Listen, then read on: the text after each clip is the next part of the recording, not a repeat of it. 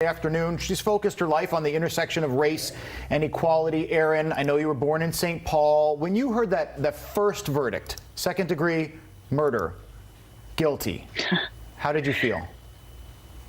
I actually recorded myself because I wanted to be able to remember it. And for each verdict, I just, and then I just cried. Much like our previous speaker, I did not expect, I'll be 50 in a few weeks, and I've never seen in my lifetime this kind of a response. I was, as much as I wanted a guilty verdict, I didn't expect it, and so didn't want to set myself up for something that wasn't going to happen. And so I just felt like my body could breathe again for a bit. And so I was super emotional and crying and not excited exactly, because we're just at the beginning of a solution. This is not an end, this is a beginning, but I felt like it's actually an open door at this point. I want to ask you about that next step. What would you say white people in our country need to do now? So I think one of the reasons I got involved in education, I was actually going to go into law.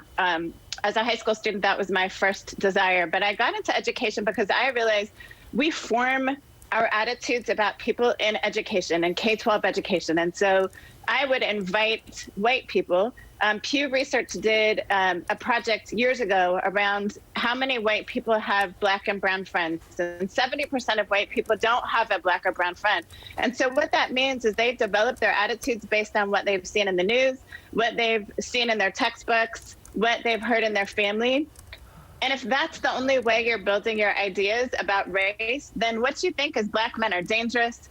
Our first notions of Black men in schools is slavery. And so we think Black men less than, even if you're not consciously thinking that, that's what's playing back here. And so I got involved in education 30 years ago to change the stories that we tell young people and to get young people thinking intentionally about other people as beautiful in all the ways they show up. And I think it has to start with school, and how are we exposing students to difference in great ways, not as deficits, but as assets. I've always thought that there's nothing more beautiful than the line of 3-year-olds crossing a street with a teacher in front and back, and they don't care white, black, boy, girl, it just doesn't matter. Before we let you go, what do you think people of color need to do now in our country? So number one, we need to care for ourselves. This has been traumatic. And for white folks, you may not understand this. You may think, well, y'all aren't all connected to George Floyd. I lived in Tacoma for a long time, so Manny Ellis, I just want to lift up his name too.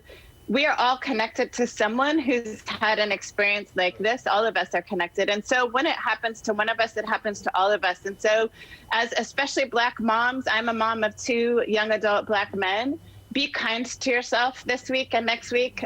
You're going to go through a roller coaster of emotions. It was a great verdict, and this is not the end. And so people of color, be kind to yourselves. The other thing I would say is we can't afford to do the oppression Olympics. So 2 weeks ago, it was Asian people, and now it's Black people. Let's bond together and work together towards justice and peace. We need one another, so let's link arms. Powerful words. Erin Jones, thank you so much for joining us this morning. Thanks for having me. Let's link arms. I love that.